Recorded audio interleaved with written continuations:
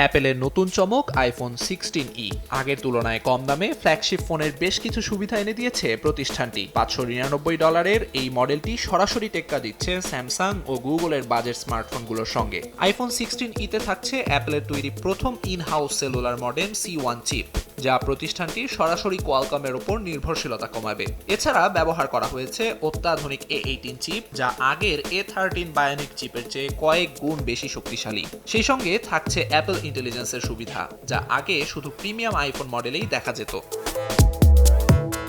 আইফোনের সংস্করণে নতুন চমক ইন্টিগ্রেটেড চ্যাট জিপিটির সংযোজন, যার ফলে বারবার অ্যাপ্লিকেশন পরিবর্তন না করেও চ্যাট জিপিটির পূর্ণ সুবিধা নিতে পারবে ব্যবহারকারীরা। এছাড়া নতুন এই মডেলে থাকছে 6.1 inch display, action button, face ID সুবিধা। ক্যামেরা সিস্টেমে আছে 48 মেগাপিক্সেলের একটি সেন্সর এবং দুটি লেন্স।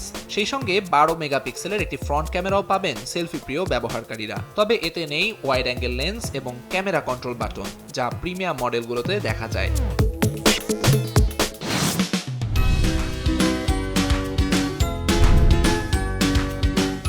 অ্যাপল জানিয়েছে 21 ফেব্রুয়ারি থেকে 59টি দেশে প্রি অর্ডার শুরু হবে, আর 28 ফেব্রুয়ারি বাজারে আসবে নতুন মডেলটি।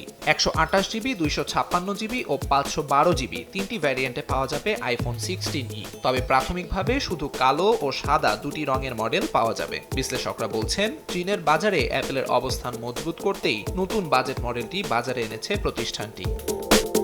আমিরুল ইসলাম আলিফ, সময় সংবাদ।